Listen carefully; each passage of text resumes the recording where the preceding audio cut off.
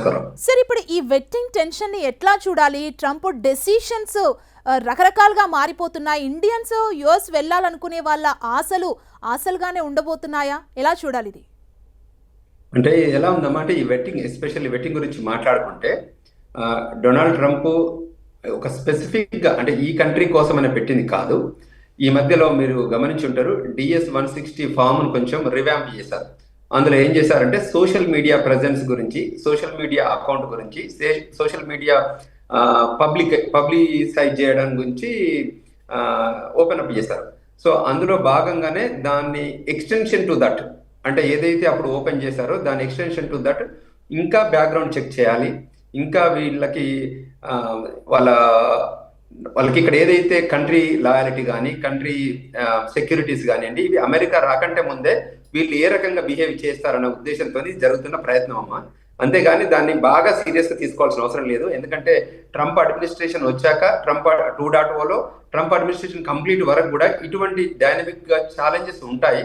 అంటే ఇప్పటి వరకు ఏజ్ ఓల్డ్ ఇమిగ్రేషన్ సిస్టమ్ ఉందమ్మా. దాన్ని ఏజ్ ఓల్డ్ ఇమిగ్రేషన్ సిస్టమ్ లో ఎక్కడెక్కడైతే లూప్ హోల్స్ ఉన్నాయో ఆ లూప్ హోల్స్ అన్ని కూడా ఎక్కడెక్కడైతే వాటిని ఫిల్ చేస్తున్నారు, ఆ గుంతలన్నీ పూడ్చుకుంటూ వస్తున్నారు.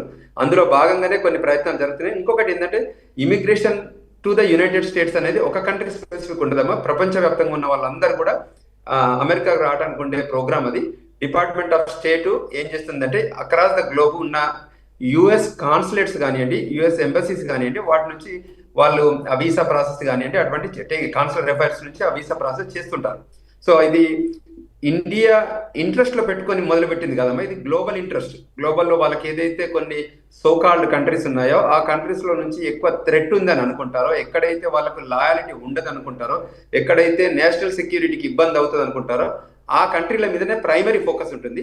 ఇండియా అంటే that does not mean that India applicants background check చేయరని కాదు, కానీ మన వాళ్ళ దాంట్లో మెజారిటీ పీపుల్ అయితే ఇటువంటి ఈ థ్రెట్ కానివ్వండి, సెక్యూరిటీ వయలేషన్ కానీ, లా ఆఫ్ ద ల్యాండ్ ఇది వయలేషన్ కానీ పర్సంటేజ్ వైజ్ చూస్తే చాలా తక్కువ మంది ఉంటారమ్మా.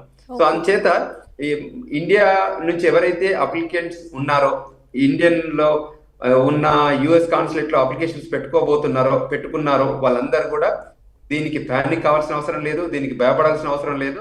ఓన్లీ థింగ్ ఏంటంటే మనం చేసే కార్యక్రమంలో వాళ్ళు ఏది చెప్తే ఇన్స్ట్రక్షన్స్ అది ఫాలో కావడమే. సో అందులో జరిగినంతసేపు మనం ఏమాత్రం ఇబ్బంది పడాల్సిన అవసరం లేదు. ఏమైనా క్వశ్చన్స్ ఉంటే they can reach out to us. మన లా ఆఫీస్ కూడా ఉంది వాషింగ్టన్ డీసీలో.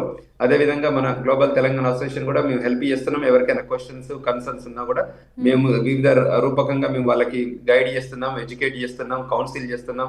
అవన్నీ కూడా జరుగుతున్నాయి క్రమంలో.